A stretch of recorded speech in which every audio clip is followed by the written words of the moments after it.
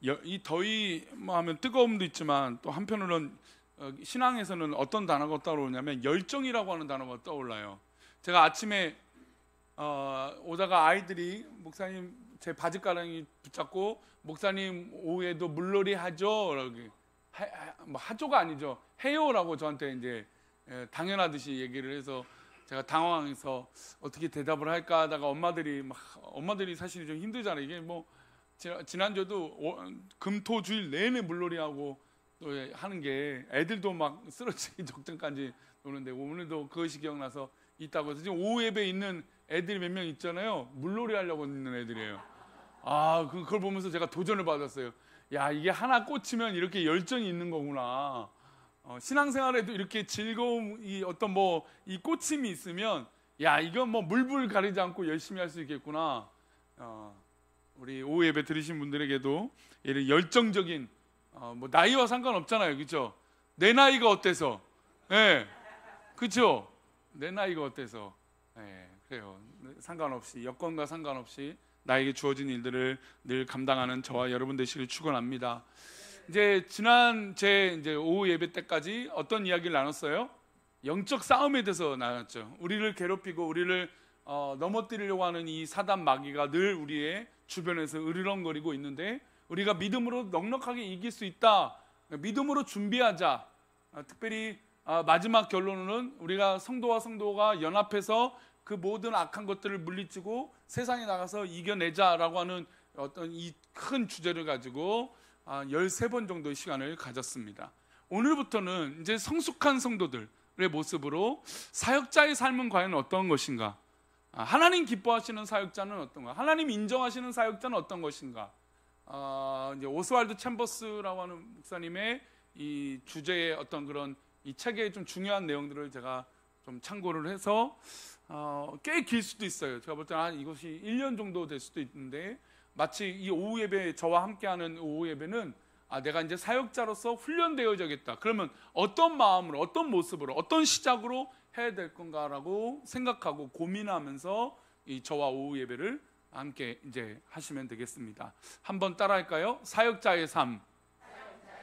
그럼 성도님들에게 질문해 보겠습니다. 성도님들은 사역자이십니까? 아니면 평신도이십니까? 아니면 신앙생활을 어떻게 하고 계십니까? 우리가 모든 것엔 쓰임새가 있습니다. 그렇죠? 뭐 마이크는 마이크의 쓰임새, 오늘 이 컵은 컵의 쓰임새가 있을 것이고, 오늘 강대상에도 우리 권사님이 또 이렇게 귀하게 봉사를 해주셔서 하는데, 제가 지금 늘 고민하는 게 이 강대상이 초록색이냐 나무색이냐라고 하는 고민을 하고 있는데, 이 초록색이 앞에 있으니까 제 얼굴이 좀 더 밝게 보여져요. 이게 그러니까 제 얼굴이 밝다는 게 아니라 이 화면, 이 조명이 원래 세는데 이 조명 맞추기 쉽지 않거든요. 그러니까 근데 초록색이 있으니까 얼굴이 원래 이제 유튜브를 보면 너무 밝아서 이제 화이트 밸런스라고 하죠. 그게 깨져갖고 얼굴이 마치 광채가 나듯이 돼요. 이게 사람 얼굴인지 뭔지 알아볼 수 없는데 그리고 초록색이 있으니까 조금 더 낫다는 생각이 들고. 근데 이게 만약에 뒤로 가면 사실 저도 이제 뒤에 대나무 같은 걸 세워놓을까. 그 생각도 있는데 하여튼 고민이 됩니다. 이 나무 색깔이. 근데 어쨌든 이것도 이 자체도 물론 이제 뭐 일주일 지나면 말라서 없어질 수 있는 것이 되겠지만 이것 또한 쓰임새가 이렇게 있는 겁니다.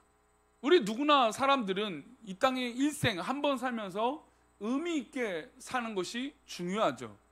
그러니까 의미 없게 산다라는 것은 뭐 나는 뭐 별일 없고 아무 일도 없고 아무 일도 일어나지 않기를 바라고 그냥 편안하게 살기를 바래라고 하지만 뭔가 그 사람들은 그렇게 가만히 있다 보면 내가 이렇게 살면 되는가라고 하는 고민들을 하게 되죠. 그래서 뭔가 해야겠다라고 하는 결심들을 해요. 신앙생활은 더더욱 그러겠죠. 성도가 있고 또 필요한 것들이 있고 또 사람이 모이는 곳에는 불편함도 있고 어려움도 늘 존재해요.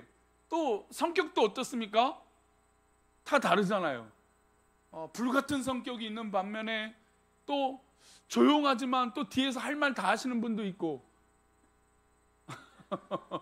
아무 말 안 할 것 같지만 또 뭐 이렇게 다 꿍꿍이들이 다 있고 사람들은 다 다르단 말이에요. 말투, 성향, 뉘앙스, 뭐 느낌 뭐 다 달라요. 이 사람들이 모여 있으니 교회는 여러 가지 늘 교회라는 것이 좋아야 되지만 때로는 불편할 수도 있어요. 그러면 이 불편한 속에 가만히 내버려 두는 게 좋은 것일까요? 아니죠. 믿음의 사람들은 도전을 받아야 돼요. 어떤 도전입니까? 이런 일들을 내가 사역으로 바꿀 것인가? 내가 어떻게 교회를 섬길 것인가? 아니면 교회 바깥에서 내가 어떻게 쓰임 받을 것인가? 그리고 그렇게 쓰임 받고 와서 도전 받고 은혜 받은 걸 나누는 곳이 바로 교회예요. 그래서 제가 늘 목장 모임할 때 정말 다른 얘기를 하지 마시고 기도 제목 나누고 그날 설교 들은 거 갖고 은혜 받은 거 나누십시오. 그래서 제가 칼럼을 늘 매주 열심히 이렇게 쓰고 있는데, 손가락 들라면 또 창피하니까 칼럼 잘 읽고 계세요? 어떤 분들은 눈에 보이지도 않는다고 읽지도 않는다고 이미리 포기하신 분들, 홈페이지 가면 크게 이렇게 벌릴 수 있어요. 예, 크게 확대해서 읽을 수 있어요. 그러니까 이 칼럼을 읽으면 그날의 설교의 주요한 내용들이 이 핵심이 담겨져 있잖아요. 그러니까 그거를 읽으면서 하는 거예요. 저 나름 자부심이 있어요. 저와 비슷한 교회 규모에서 칼럼 쓰는 교회가 많지 않아요. 아니 좀 오늘 왜 좀 피곤하세요? 이제 설교 끝낼까요? 지금 설교 끝내자면 되게 좋아하실 것 같은데. 네. 근데 하여튼 뭐 그런 사역들의 목장 모임하면서 내가 일주일 동안 어떻게 살았는지 도전받은 거, 은혜 받은 거, 내가 이렇게 살아왔던 거, 또 기도가 필요하던 그런 나눔이 있어요. 건강해져요.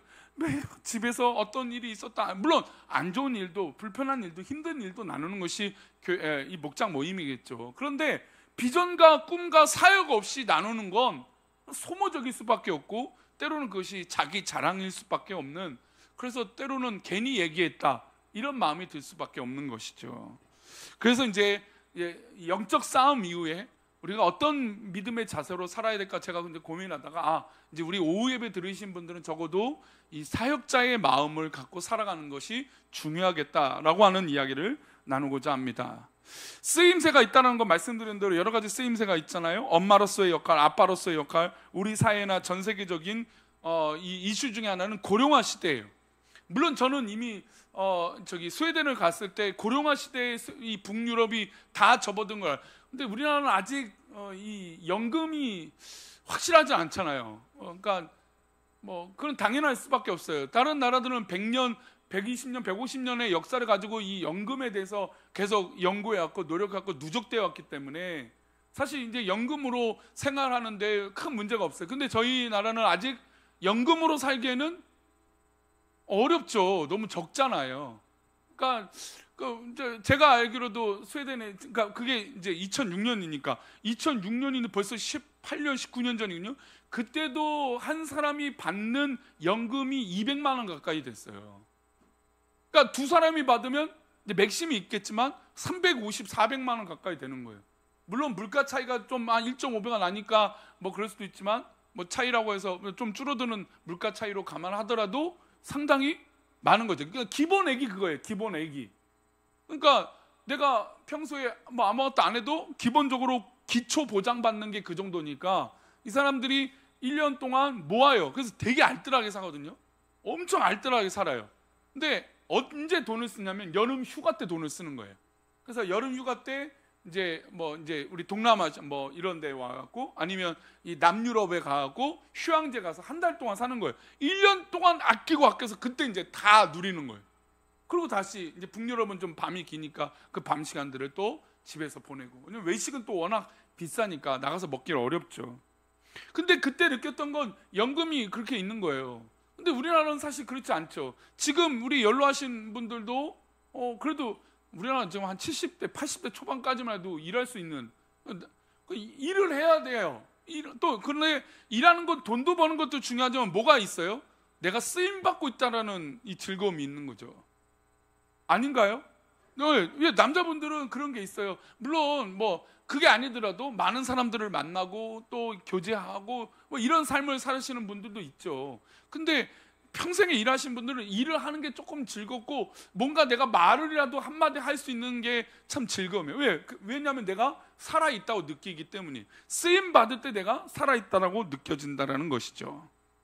하나님께서 부르신 이 교회에서 다양한 모습으로 쓰임 받는 그런 모습이 필요하다는 겁니다.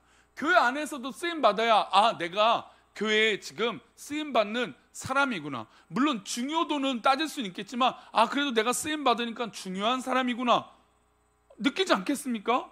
성가대를 하든 반주를 하든 뭐 식당 봉사를 하든 어떤 봉사를 하든 내가 그 봉사를 하니까 내가 이렇게 교회에서 쓰임 받구나. 뭐 때로는 불편함도 있고 교사로서 쓰임 받으면서 어려움도 있고 힘든 것도 있지만 그래도 그런 걸 하면서 누가 살아있던 걸 느껴요?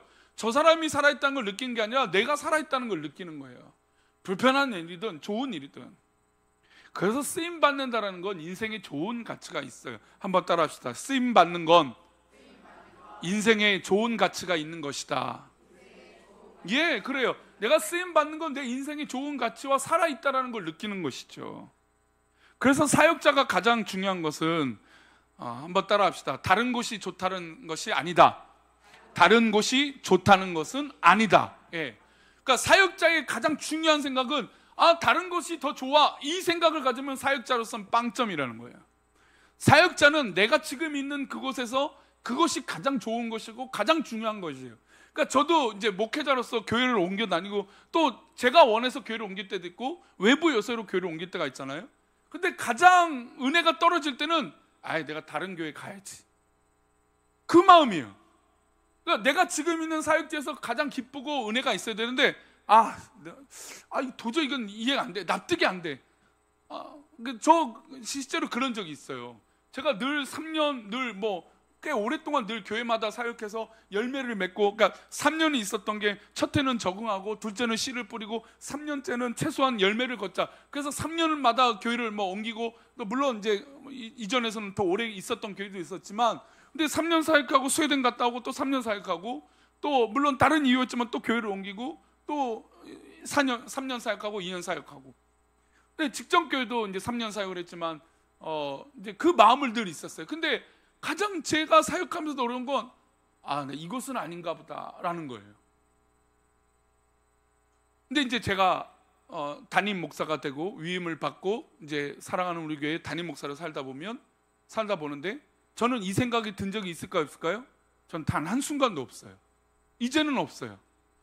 그러니까 부교육자 때는 이게 아니면 다른 걸 선택해야지. 근데 지금 제가 이 설교를 주면서 그 순간을 생각했을 때 내가 다른 교회를 가야지 하는 그 순간에 가장 은혜가 떨어지더라고요. 제 스스로.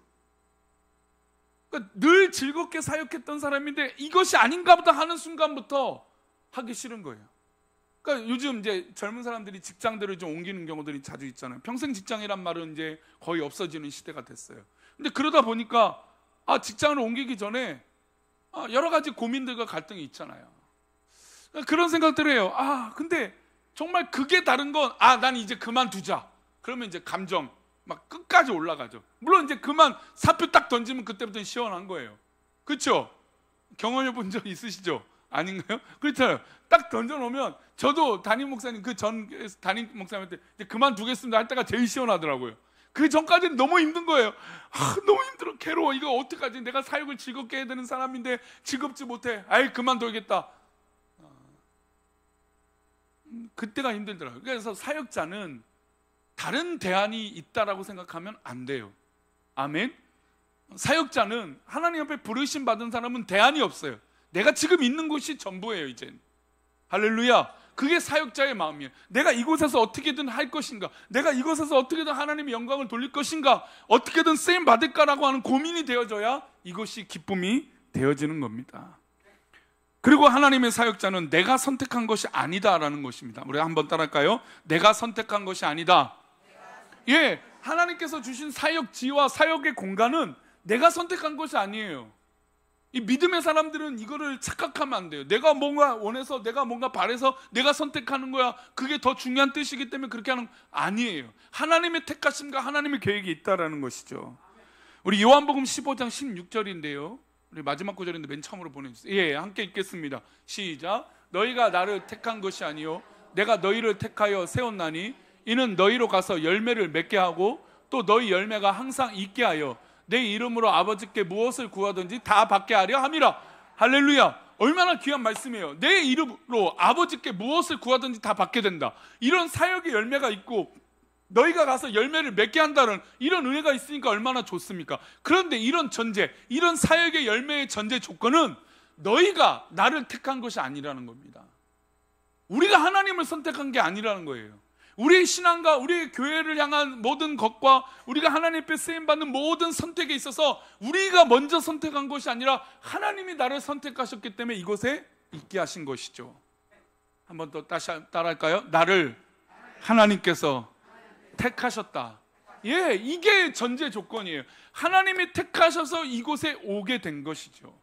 그래서 이곳에 있는 동안 우리는 늘 하나님께서 나를 택하셨다는 것을 늘 믿음으로 고백해야 돼요. 어떤 일이 있어도 이것이 하나님의 계획 가운데 있음을 고백해야 돼요. 그리고 그걸로 계산을 해봐야 돼요. 우리가 때로는 계산이 빠르신 분들 있잖아요. 합리적으로 생각해 볼 때가 있잖아요. 이게 과연 하나님의 뜻인가? 라고 했을 때 전제 조건은 이곳에 하나님께서 나를 택하셔서 보내셨다라는 거예요. 그럼 지금 있는 곳은 누가 택하여 이 자리에 앉아 계시는 겁니까? 하나님이 택하여 주셨다는 거죠. 분명한 하나님의 계획이 있어요. 제가 요즘 우리 어른들을 볼 때도 참 감사하고 참 기쁘고 너무나 은혜가 넘치고, 오늘 재직회하고 나서도 우리 교회 살림을, 우리 교회 사실 여름 행사 비용을 굉장히 많이 이번에 드렸거든요. 근데도 이제 사택 이제 전세 자금도 좀 갚고 또 늘리고 이제 또 하면서도 교회 재정이 좀 상당히 많이 지출됐습니다. 그런데 그 평균치가 조금도 줄지가 않았어요.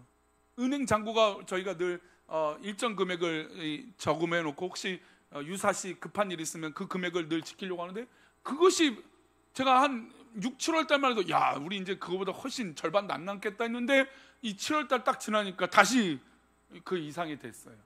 할렐루야. 감사하죠. 그런 걸 보면서 이게 그렇게 생각하는 거예요. 계산이 빠른 저도요, 이렇게 계산하고 이거 어떡하지 하다가도 결국 그 일들을 하나님 앞에 뜻 가운데 순종하고 하나님 앞에 감사하고 그 일들을 감당하고 나오고 나면 하나님의 택하심과 인도하심이 분명하다는 것이죠. 요즘 저희 교회 30, 40대가 이제 정말 더 많아졌습니다. 작년 여름에도 많아졌어야 했는데 올해 벌써 2배가 됐어요. 할렐루야. 감사하죠. 30, 40대를 보면서 제가 막 비전이 생겨요. 어떻게 할까 막 꿈이 생겨요. 이들과 함께 어떻게 신앙생활을 또 이 도전을 주고, 우리 건강하게 계시는 우리 어른들, 이 어른들의 신앙을 어떻게 하면 잘 본받고 잘 성장할 수 있을까. 또 아까도 아기가 제 품에 안기면서 자는데 이 아기를 안고 기도하면서 하나님, 이 귀한 아기가 앞으로도 우리 교회 안에서 잘 자랄 수 있게 해주세요. 어느 큰 교회보다 못지않게 우리 교회가 이 아이들을 잘 키워내게 해주세요. 그런 기도가 전로가 돼요. 왜냐하면 저는 이게 제 계획으로 제 뜻으로 되지 않다는 걸 조금 더 느껴요. 이렇게 성장하고 있다는 게 저의 어떤 것도 하나도 없는 것 같아요. 하나님이 역사하시지 않으면 안 된다는 걸 더 느껴요. 그렇지 않습니까? 하나님이 택하지 않으시면 이런 일이 있을 수 없어요. 있을 수가 없어요. 그러니까 우리의 모든 사역의 시작은 하나님이 택하셨다라고 하는 생각과 믿음의 고백이죠. 그리고 하나님이 나를 택하여 세워주셨고, 택하여 세워주셨으니 열매를 맺게 하고, 그 열매가 항상 있게 하시는 것뿐만 아니라 내 이름으로 아버지께 구하는 모든 것을 어떻게 해요? 다 받게 하신다는 겁니다. 우리 오후 예배 들으신 분들이 하나님께 구하는 모든 믿음의 기도가 다 받게 되시기를 축원합니다. 어떤 기도 제목이든 다 받으십시오. 그것을 하나님 앞에 그렇게 고백하십시오. 하나님, 나를 택해 주셔서 감사합니다. 하나님, 나를 인도해 주셔서 감사합니다라고 뜨겁게 눈물로 기도하는 감격이 있기를 축원합니다. 우리도 모세처럼, 우리도 사도 바울처럼 사명이 있고 쓰임받고 사역자가 되어야 하지 않겠습니까? 우리 교회에 부르신 사명이 있고 사역자로서 그렇게 쓰임받아야 되지 않겠습니까? 그러면 사역자로서 기본 자세가 무엇인지 말씀을 나누고자 합니다. 우리 고린도전서 9장 11절인데요, 함께 읽겠습니다. 우리가 너에게 신령한 것을 뿌렸은즉 너의 육적인 것을 거두기로 가다하겠느냐. 자, 이 고린도전서의 이 본문은 왜 이 논쟁이 있냐면, 이제 고린도 교회가 여러 개의 문제가 있지만 당파도 있고 우상도 있고 재물에 대한 문제도 있고 헌금에 대한 얘기도 있고 여러 가지가 있었어요. 근데 이제 사도 바울이 고린도 교회 이 9장의 말씀을 왜 하냐면, 다른 사역자, 아볼로나 이런 사역자들은 교회의 후원과 어떤 사례를 받았던 거예요. 근데 바울 사도는 자기가 자비량으로 하면서 돌아다니면서 사역을 하다 보니까 이 교회의 도움을 전혀 받지 않았어요. 그러니까 성도들 가운데서도 그런 얘기를 하겠죠. 왜 우리는 바울 사도 안 돕냐? 바울 사도 도와야 되는 거 아니냐? 근데 바울 사도가 거부를 했어요. 근데 또 한편에 반대하는 사람은 바울 사도는 우리와 같은 사람이 아니지 않냐? 그리고 늦게 사도가 진짜 사도가 아니지 않냐? 진짜 사도는 12제자 그 사람인지, 사도 바울은 늦게 된 사람이고 우리가 사도라고 말하기는 좀 그렇지 않냐? 뭐 그렇게 반대하는 사람들도 있었다라는 거예요. 그래서 당파 싸움이 더 심해졌죠. 근데 바울 사도가 사실 이 고린도 교회를 세우고 인도하면서 사실 바울 사도의 영역이 훨씬 더 큽니다. 그런데 불구하고 교회 안에 그런 문제가 생기니까 가슴이 아프고 마음이 아팠어요. 그러면서 지금 이 얘기를 시작하면서 바울 사도가 성도들의 이 사역의 마음, 지금 여기 하나님께서 택하여 주셨던 이 택함 받은 자로서의 생각들을 좀 해보라고 하는 생각으로 이 9장의 말씀들을 이어서 하는 거예요. 그러면서 이렇게 얘기하죠. 우리가 너에게 신령한 것을 뿌렸다. 그러니까 사도 바울이 사역하면서 신령한 것은 무엇입니까? 성령의 은혜죠. 성령의 은혜를 뿌렸다. 그러니까 얼마나 감사하냐. 그런데 이 성령의 은혜가 크냐, 아니면 육적인 것, 즉 세상에서 벌어들이는 물질이나 세상에서 얻어내는 이런 육적인 것을 내가 거둔다고 해서 그게 잘못된 일이냐, 이 얘기를 하는 거예요. 그러니까 우리가 받은 은혜가 더 큰데 하나님 앞에 드리는 것이 그게 과연 얼마나 과하냐 이거예요. 내가 쓰임받는 사역자로서 하나님께 받은 은혜가, 성령의 은혜가 훨씬 더 큰데 내가 지금 계산해서 이거 과한데? 이거 좀 그만할까? 하지 말까? 이런 생각이 과연 하나님의 은혜 받은 것을 생각한다면 과합니까? 안 과합니까? 우리 성도님들 이 질문을 한번 받아보세요. 사도 바울이 지금 고린도 교회에 한 것처럼 성령의 은혜를 받았습니다. 우리 수련회, 지난 6월달 수련회 때 우리 성도들이 다 그냥 뜨겁게 은혜를 받아서 얼마나 목사로서 뿌듯하고 감사한지 몰라요. 그러면 그 은혜가 큽니까? 내가 지금 세상에서 누리고 있는 게 큽니까? 대답이 빨리 안 나오네요. 은혜가 크죠. 그러니까 사도 바울은 지금 그 얘기 하는 거예요. 우리가 은혜가 더 크고 함께 교회에서 생활하는 게 훨씬 더 은혜가 있고 이렇게 하는데 육체적인 것, 세상에서 받은 것, 그게 우리에게 뭐가 크겠냐 이거예요. 그러니까 사도 바울은 만약에 내가 너희들한테 그런 걸 요구한다고 해서 그게 크냐? 하나님께 은혜 받은 게 더 크지? 그 얘기를 하는 겁니다. 즉 우리가 사역을 할 때 사역으로서 하나님 앞에 쓰임받는 게 더 큰 은혜지, 내가 뭘 했다고 해서 그 결과물, 인간적인 어떤 그런 계산이 크지 않다라는 거예요. 과하지 않다라는 거죠. 신령한 것을 뿌렸기 때문에 아무리 육적인 것이 대단하고 거둔다고 해도 그 은혜보다 절대로 클 수 없다라는 겁니다. 그리고 이 이야기를 조금 사도 바울 입장에서 섭섭하지만 이 이야기를 합니다. 12절인데요 함께 읽겠습니다. 다른 이들도 너에게 이런 권리를 가졌거든 하물며 우리 일까 보냐. 그러나 우리가 이 권리를 쓰지 아니하고 범사에 참는 것은 그리스도의 복음에 아무 장애가 없게 하려 함이라. 자, 바울 사도는 목회자로서 그러니까 자부심이 있었어요. 그러니까 어떤 자부심이 있었냐면, 다른 사역자들도 당신들에게 헌금을 받고 사례를 받는 것이 당연한데 나는 이 권리를 당연히 쓰고 싶지만, 써도 되지만 나는 다른 사역지도 돌아다니고 복음을 전파하러 다니기 때문에 안 한다. 그러니까 범사에 참는다. 그러니까 도움을 안 받겠다라는 겁니다. 그런데 왜 도움을 안 받냐 이거면, 도움이라고 하는 그 가치가 중요한 게 아니라 뭐 때문에 그런다는 거예요? 그리스도의 복음에 아무 장애가 없게 하기 위해서라는 거예요. 즉 지금 고린도 교회에 아볼로를 돕냐, 누구를 돕냐, 바울 사도를 돕냐, 이거 갖고 재정적으로 자꾸 싸우니까 나는 안 받아도 된다. 저도 참 이런 멋진 고백을 하면 얼마나 좋을까요? 목사를 멋있잖아요 사도 바울은. 근데 사실은 이거에는 약간의 뉘앙스가 있어요. 야, 내가 치사해서 안 받아, 그거 갖고 너희들이 싸우니까 나는 그거 정말 보기 싫어, 이 얘기를 하는 겁니다 원래는. 하지만 근데 목회자로서 너무 멋진 거예요. 내가 그리스도의 복음에 전하는 것에 방해가 된다면 나는 사례비 안 받아도 된다. 그러니 너희들 싸우지 말라는 얘기를 하는 겁니다. 우리가 복음을 전하는 가치가 그렇지 않습니까? 아닌가요? 우리가 살고 있는 이 복음의 가치, 사역자의 삶의 가치란 바로 그것이 아닙니까? 하나님의 이름이 더럽힌다면 그게 더 속상한 거 아닙니까? 예수 그리스도의 이름이 땅에 떨어진다는 게 더 속상하고 아픈 거 아닙니까? 사역자로선 당연히 하나님의 이름을 높이고 그렇게 살아가야 되는 게 더 전부예요. 바울 사도가 마땅히 그렇게 얘기하잖아요. 나는 그거 안 받아도 된다. 만약에 그걸 받아서 그리스도의 복음에 장애물이 생긴다면 난 그거 안 받아도 된다 이거죠. 우리도 하나님의 부르심에 있어 복음에 있어서 어떤 방해가 있어서는 안 되는 거예요. 그게 멋지지 않습니까? 물론 우리가 살다 보면 오늘 하루 먹고 살는 거에 대해서 고민이 되고 또 다음 달을 어떻게 살까 내가 염려도 됩니다. 그런데 그 염려 이전에 하나님 복음에 장애물이 된다면 여러분 그 염려를 멈추시기 바랍니다. 여러분 하나님의 복음에 있어서 그게 먼저고 그게 자랑이 되고 기쁨이 된다면 그게 우리의 우선인 거예요. 그게 우리의 자랑이죠. 그 옛날 뭐 일본 말이야 이런 말이 좀 좋진 않지만 강대상에서 우리가 뭐가 없지 뭐가 없단 말 씁니다. 예? 그냥 강대상이니까 말 안 할게요. 예? 예? 예, 가오라는 말을 쓰잖아요. 예, 뭐 좋은 표현은 아니라고 하지만 어쨌든 이게 폼이란 게 있잖아요. 폼. 그러니까 그래도 우리 자존심 상하면 안 좋잖아요. 근데 폼이라는 그러니까 바오사드는 어떤 거에 자존심이 상하냐면 그리스도의 복음을 전하는데 이게 방해된다? 아, 나 안 해. 난 그러면 안 받아도 돼. 아니 포기해도 돼. 괜찮아. 내가 참을 수 있어. 이렇게 된다는 거죠. 여러분 사역자의 기본의 시작은 바로 여기 있어요. 내가 만약에 복음을 위해서 선택하는 거라면 그게 우선인 거예요.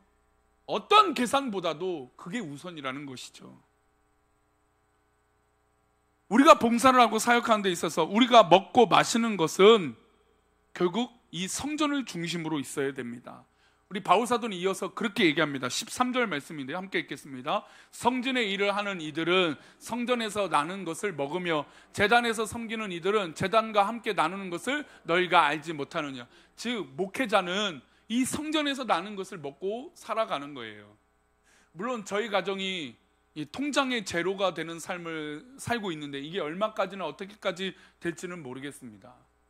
뭐 이건 전혀 조금이라도 뭐 자랑하는 듯이 말하는 게 아니에요. 그게 너무나 즐거워요. 근데 조금 이제 요즘 너무 조금 지나치다 보니까 이제 교회 재정도 청구하고 하고는 있지만 근데 이 일이 굉장히 즐거워요. 근데 뭐가 즐겁냐면 제 지갑이 비워지는 제로가 만들어서가 즐거움이 아니라 한 끼 식탁에 앉아서 밥을 먹고 커피를 마시는 게 너무 즐거워요. 그래 이제 지난 성경학교 때 교사들하고 봉사하는 사람들이 많았습니다. 야, 제가 커피로 결제한 것 중에 한 두 번째 되는 것 같아요. 한 번 결제에 7만 원 넘게 결제한 이 커피값만. 근데 그날 보니까 권사님 집 몇 분이 자기가 사겠다고 하시더라고요. 목사님 쓰지 마시라고. 그래서 이제 제가 아내한테 얘기도 안 하고 제가 내가 결제할 거라고. 와이프가 이제 걸어가면서 아니 권사님들도 사게끔 하는 게 좋은 목사님이 아닌가. 그러니까 그 돈을 써서 뭐라 하는 게 아니라 그런 성도님들이 그렇게 봉사하는 자리를 만들어주는 게 좋지 않은가 그 얘기예요. 당연히 저도 동감해요. 성도들이 그런 봉사의 자리를 하는 것도 참 좋은 일이죠. 근데 제가 얘기도 안 하고 그랬던 건 그냥 그게 너무 좋았어요. 그래서 제 아내한테 내가 그게 너무 좋았어. 그래서 그 얘기는 바로 끝났던 것 같습니다. 근데 지금 그런 거예요. 그 얘기를 하는 거예요. 바울 사도가 이 성전에서 일어나는 일을 먹고 마시는 일이 너무나 좋다. 즐거운 일이다.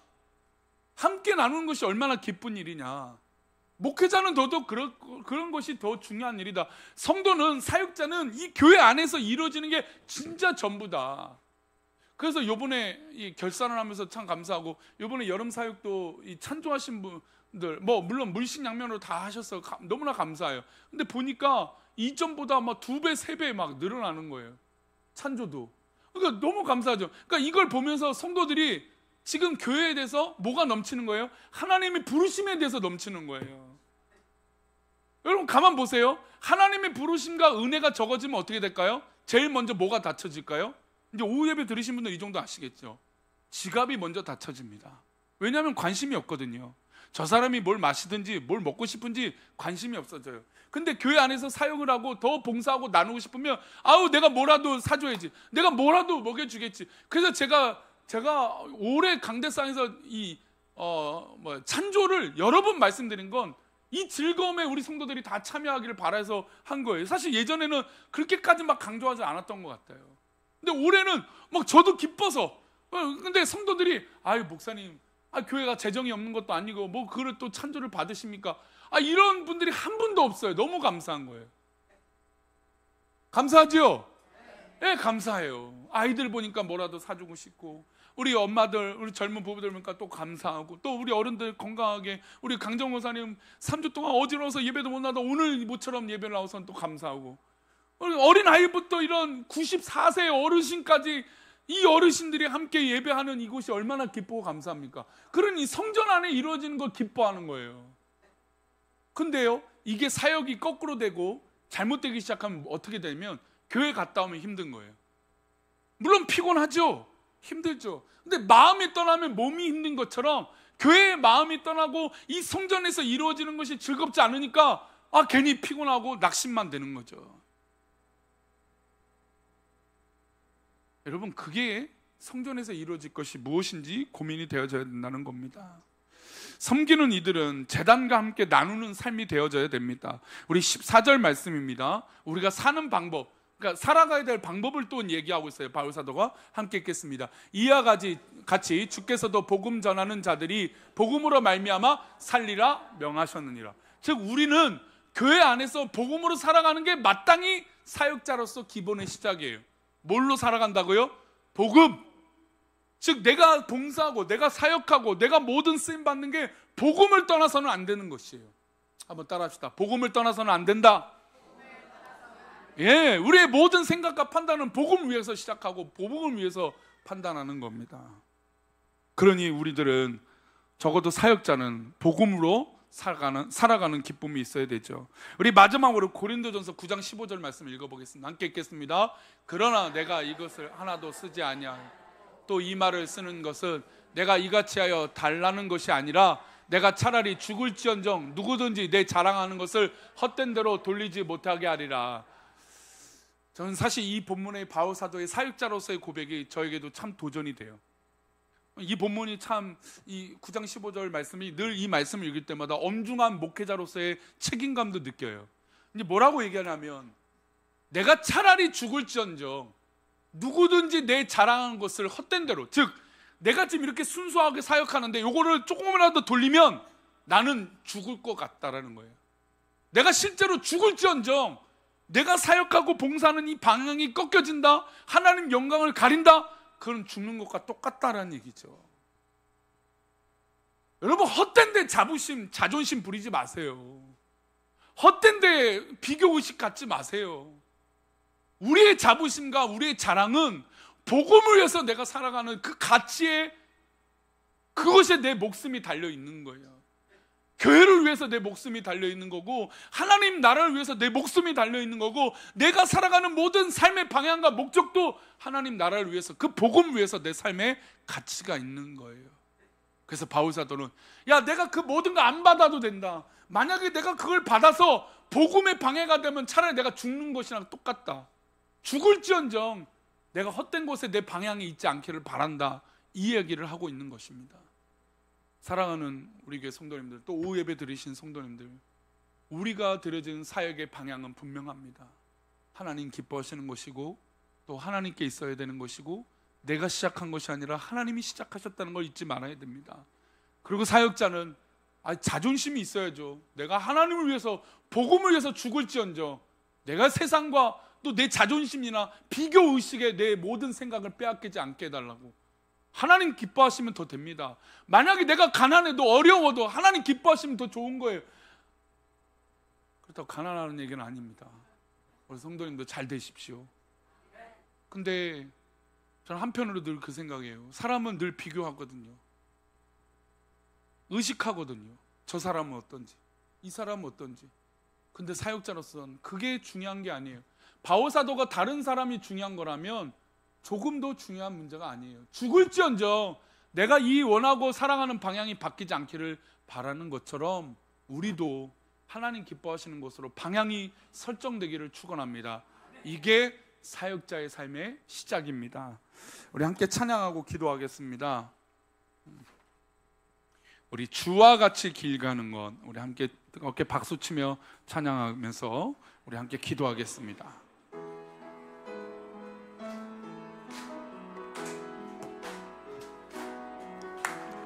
주와 같이 길 가는 거 즐거운 일 아닌가. 우리 주님 걸어가시 발자취를 밟겠네. 한 걸음 주와 한 걸음 주와 주 예수와 함께 날마다 날마다 우리 걸어. 다시요, 이 자리면 주와 같이 길 가는 거 즐거운 일 아닌가. 우리 주님 걸어가시 발자취 한 걸음 주 예수와 한 걸음 주 예수와 함께 날마다 날마다 우리 다시요, 1절입니다. 주와 같이 길 가는 거 즐거운 일 아닌가. 우리 주님 걸어가시 발자취를 한 걸음 주와 주 예수와 함께 날마다 날마다 우리 한 걸음 주와 한 걸음 주 예수와 함께 날마다 날마다 우리 한 걸음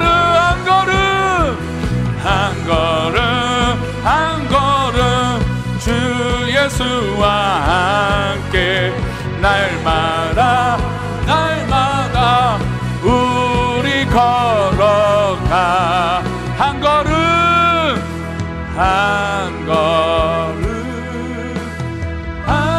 걸음 주 예수와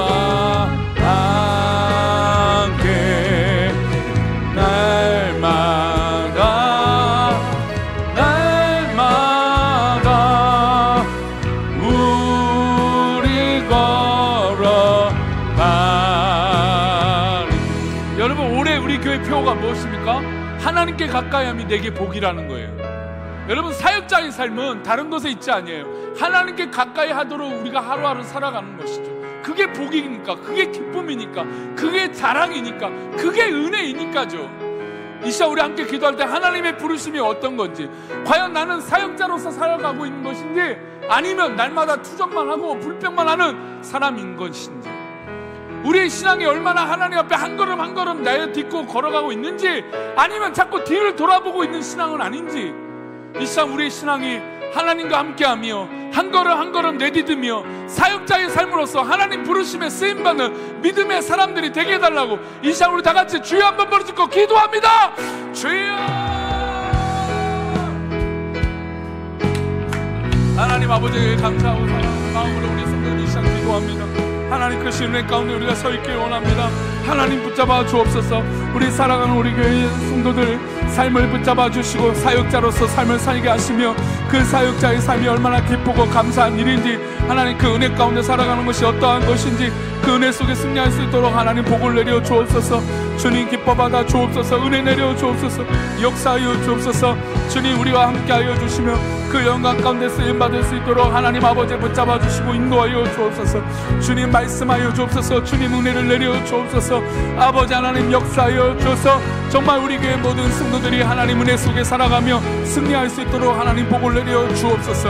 주여 주여 주여.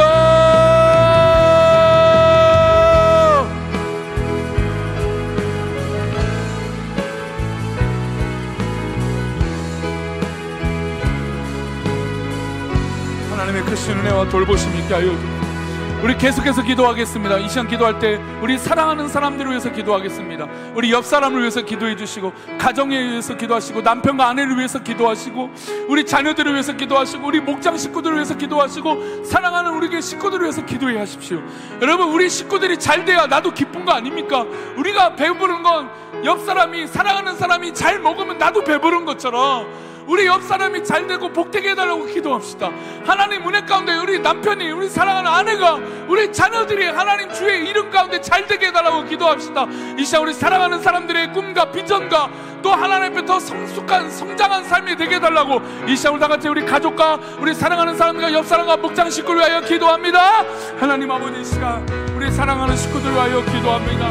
아버지 하나님, 이 시간 우리 남녀의 권사님, 우리 박래수 장로님, 홍성수 권사, 이강수 권사님, 우리 안리도 권사님, 선비자매, 우리 은하, 우리 김나노 권사님과 황경 권사님, 우리 사랑하는 아내와 우리 아버지 하나님 경찬이와 이종기 장로님, 장로로 이사님, 이행자 권사님, 김경 장로님, 하나님 아버지 남대 권사님, 아버지 하나님 우리 시골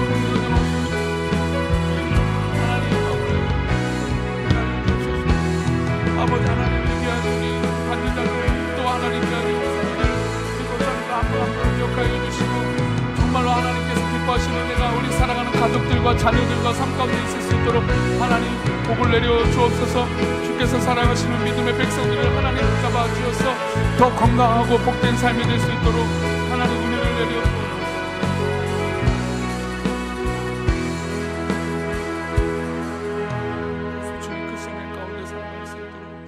주님께서 역사해 주셔서 우리 모든 사랑하는 식구들이 더 건강하고 복된 은혜가 우리 목장 식구들마다, 우리 사랑하는 식구들마다 계속 은혜가 넘칠 수 있도록 복을 내려 주옵소서.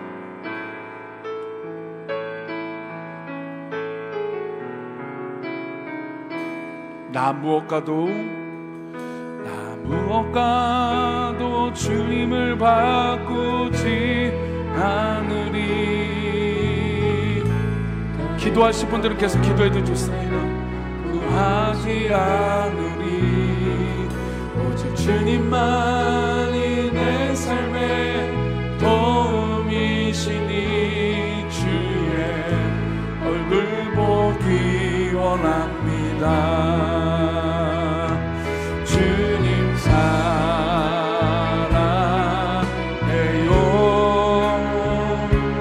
온 마음과 정성 다해 하나님의 신실한 친구 되기 원합니다. 주님 사랑해요. 주님 사랑해요.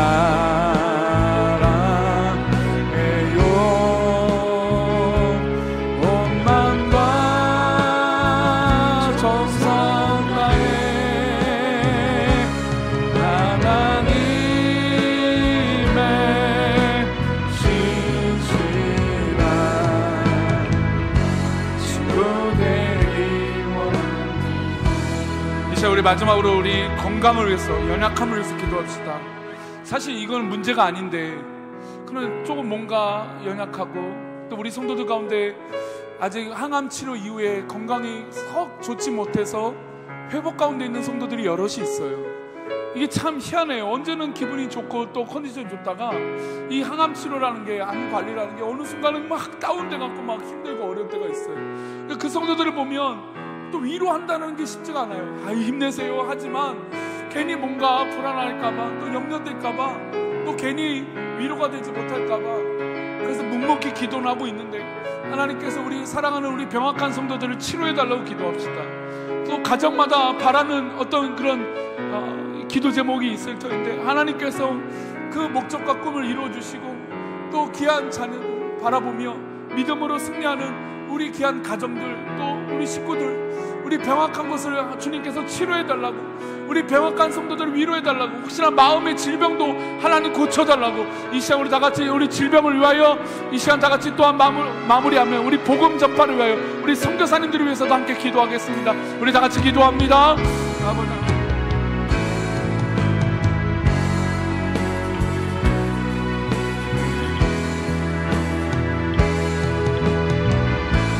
하나님,